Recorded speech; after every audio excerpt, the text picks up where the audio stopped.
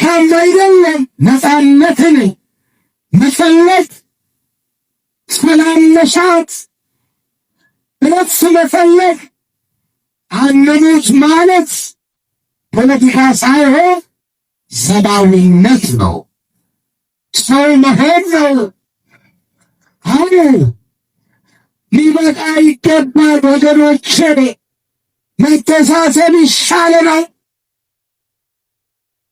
መተሳሰብ ይሻላል። ደከመኝ ብዙ ጊዜ ሰማን። እናንተም ፈረዳችሁብን በኛ፣ እናንተም ወቀሳችሁ። እውነት አላችሁ። ግን ለማን የምንነግረው ይሄንን? ማን የሚሰማን ይሄንን? ማን የሚያቆመው ይሄንን? ይብቃ። ተለማመድነው። ስንት ሰው ሲያልቅ ስንቶቻችን ስናልቅ ነው የሚቆመው? ይበቃ። ሕዝባችን እረፍት ይፈልጋል፣ ሰላም ይፈልጋል፣ ነፃነት ይፈልጋል። ሞት ሰለቸን፣ በቃን። ደም መፍሰስ ሰለቸን፣ ይበቃናል። ሀገሪቷ እረፍት ያስፈልጋታል። ሕዝቡ እረፍት ያስፈልገናል። ስለኛ ደም ፈሰሰ እኮ፣ በስንቱ ስለኛ ተፈወስኩ እኮ። ሌላ ደም አያስፈልግም።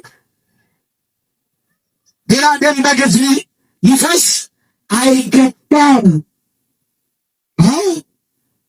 ይሄ ወገኖቼ እንዲህ አይነት እኩይ ተግባር፣ እንዲህ አይነት ኢሰብአዊ ድርጊት ታሪክ ይቅር የማይለው ተተኪ ትውልድን ዋጋ የሚያስከፍል ተገቢ ያልሆነ እግዚአብሔር የማይወደው ሰውም የማይፈልገው ይህ ሰብአዊ ድርጊት የሰው ልጅ ደም በከንቱ ማፍሰስ፣ ይሄ እኩይ ተግባር በማንም ዘንድ የተወገዘ ነው።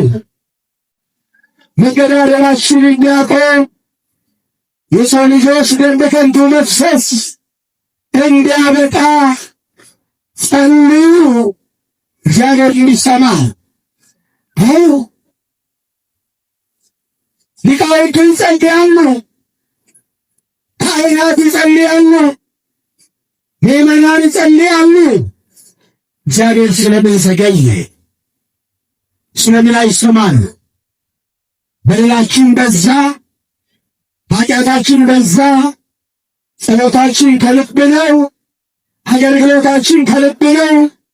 ማረም የሚገባን ነገር አለ፣ የሚቀረን ነገር አለ፣ እኛ ጋር የሚቀር ነገር አለ፣ መስተካከል ያለበት ነገር አለ። ያን ጊዜ ነው እግዚአብሔር የሚሰማ። እግዚአብሔር ይስማ፣ መድኃኔዓለም ይስማ፣ ሀገራችንን ሰላም ያደርግልን።